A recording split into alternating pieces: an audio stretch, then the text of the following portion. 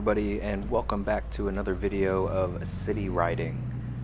Today I took my BMW G310 out to do a quick lap around the city, and it really was the first day that I've kind of felt all around, should I say, comfortable or confident in all facets of riding. I'm new to motorcycle riding, but not new to two wheels, and I've had this bike for about 6 weeks, call it, and I've spent pretty much every day getting on it, taking it out, focusing on one thing and one thing only per day. So, rev matching or trail braking, or trying to understand how to shift my weight when taking a corner. And today is the first day I left the house with the mindset of weaving those all together, getting on the highway and then going into the city, and just trying to nail everything in one smooth motion. So as you can see, I started out on the highway. I really wanted to work on today, tucking in, and for the periods that I was going at a higher speed, really kind of locking my body to the bike, and then transitioning back into a more open stance or position when around other cars. I think there's a few things I did and have learned in my first weeks of riding that I guess I'll just pass along, because the things that I've watched a lot of YouTube videos and read a lot of articles about beginning to ride, just to be overly safe. I'm overly cautious when it comes to starting something like this that could result in many injuries. So I've done my research, and there's a few things that just weren't really hit on that much that I think are important to say or share for anybody who's thinking of riding.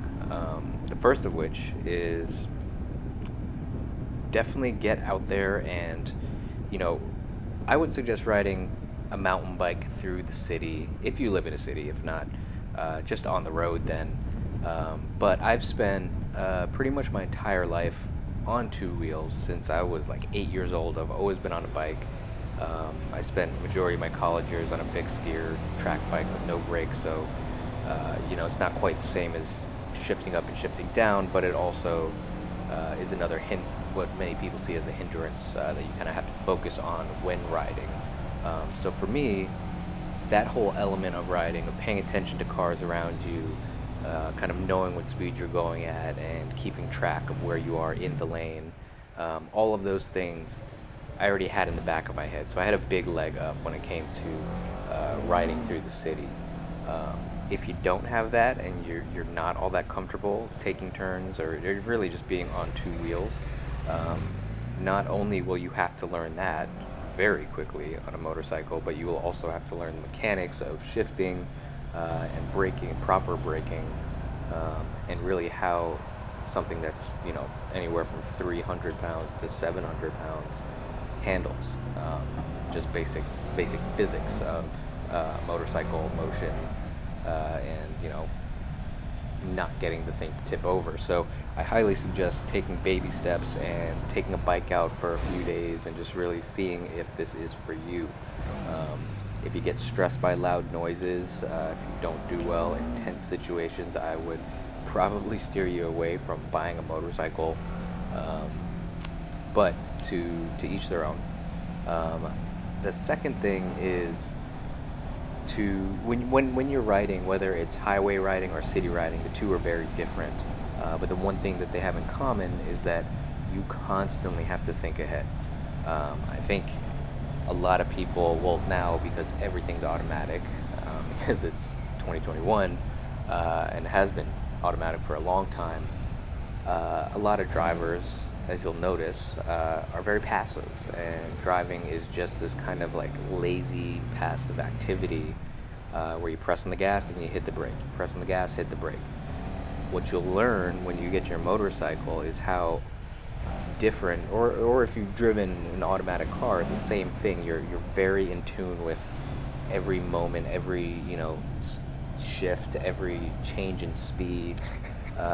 You are in direct control of that, and you're much more tied to your vehicle and to your motion. So you constantly have to be thinking ahead. You constantly have to be kind of feeling out what your bike is doing and if it's doing the right thing. Will it do the thing that you want it to do? Come time for you to accelerate out of a bad situation, stop immediately without having the bike tip over. There's a million things that are going through your head, and you cannot simply be passive. I rode a Vespa for about a year before I got my motorcycle, and that's the one thing that I realized, and really now I'm kind of ruined for the Vespa because it's so passive. It's just twist and go, and I no longer ride that way. So, um, you know, that's something you're gonna have to wrap your head around if you want to ride safely. Um, so, for instance, when you're on the highway, you're going high speed. Once it's easy to get swept up in that and feel great, but you need to be looking way down the road and figuring out when you are going to need to stop and what potential obstructions are going to present themselves. And then well before that actually takes place, start preparing yourself for that. And that's not just shifting gears and hitting the brakes, that's changing your body position, mentally preparing for whatever is to come. So again, riding motorcycle is not passive at all. And if all the photos you see of people on Harleys just cruising, that's one style of riding. But when you live in a city like New York, very rarely do you just get to twist and go and kind of sit back in the saddle. So really do consider where you are, what you will be riding, and what you expect from that ride.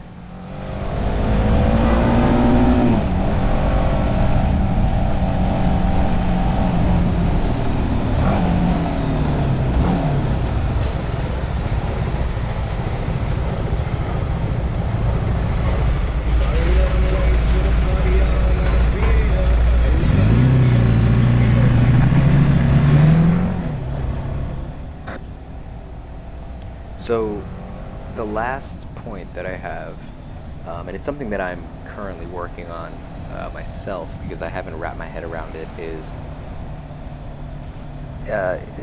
kind of building on what a lot of people say and what I'm sure everybody has heard around, which is drive like you are invisible. Now, the reason people say that is because cars just don't see you when you're on a motorcycle. You are non-existent.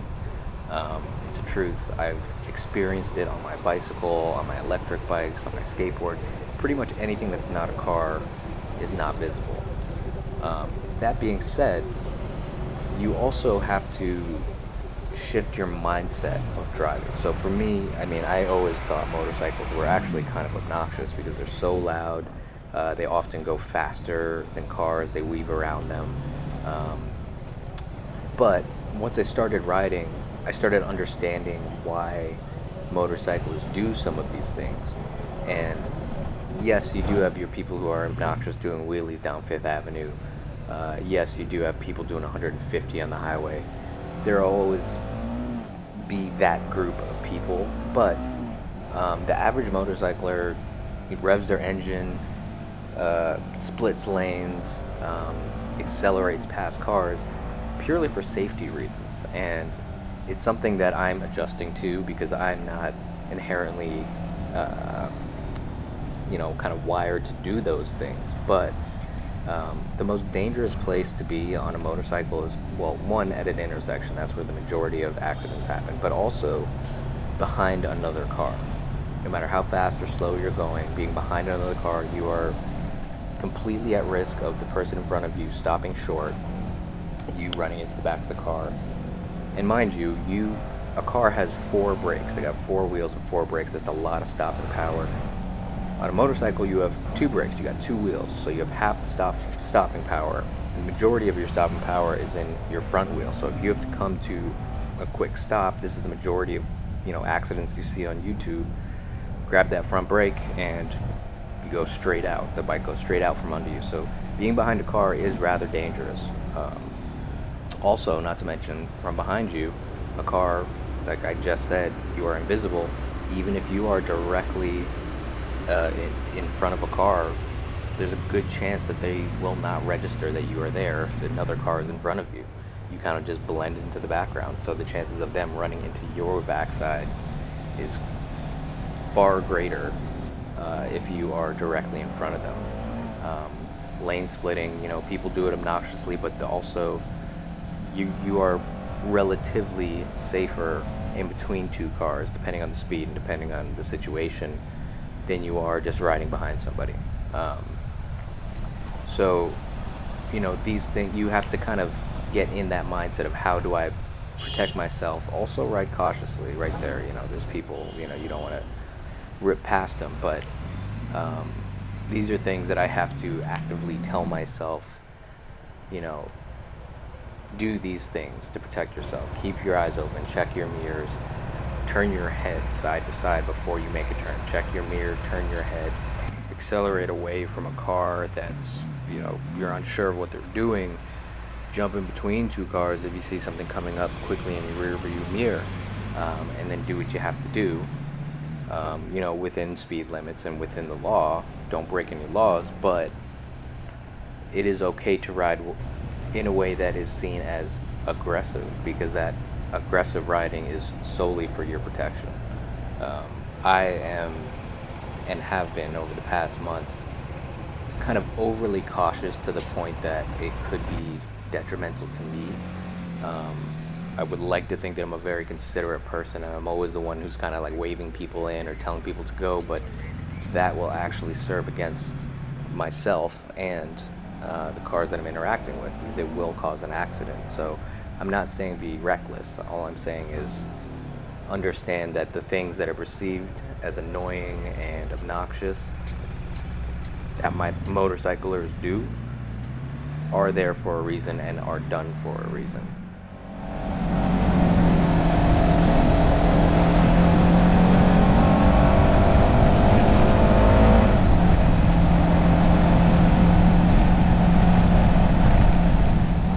And lastly, the last point that I forgot to tack on to the original 3 points that I had was practice, practice, practice, guys.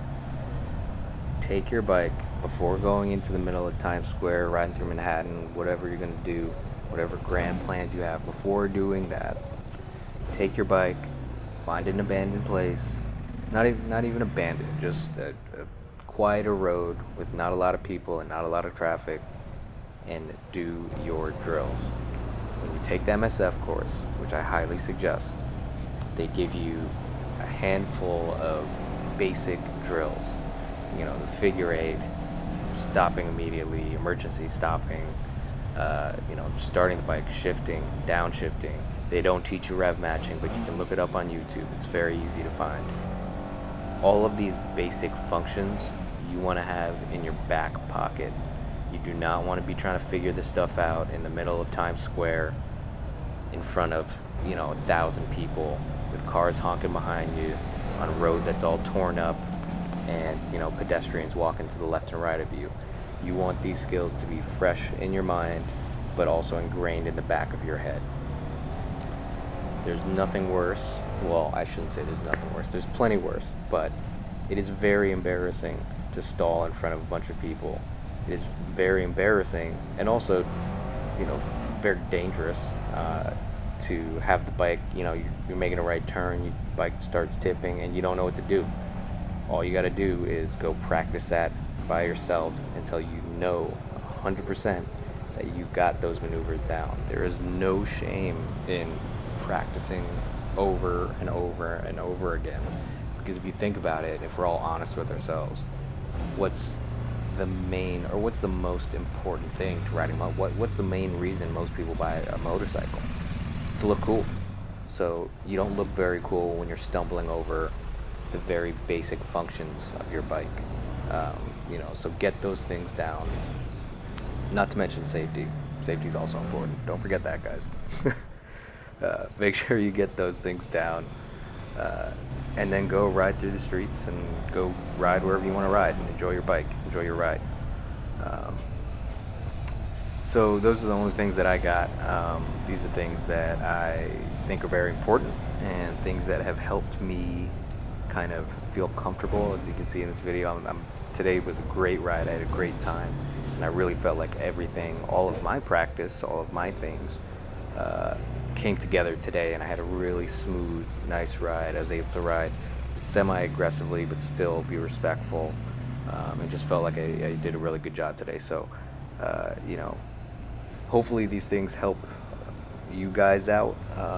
And if any of these are grossly incorrect, please let me know. I'm still learning as well. I'm about a month and a half in, so plenty of room to learn and grow. But that's all I got. Hope you guys enjoyed it, and I will see you guys next video.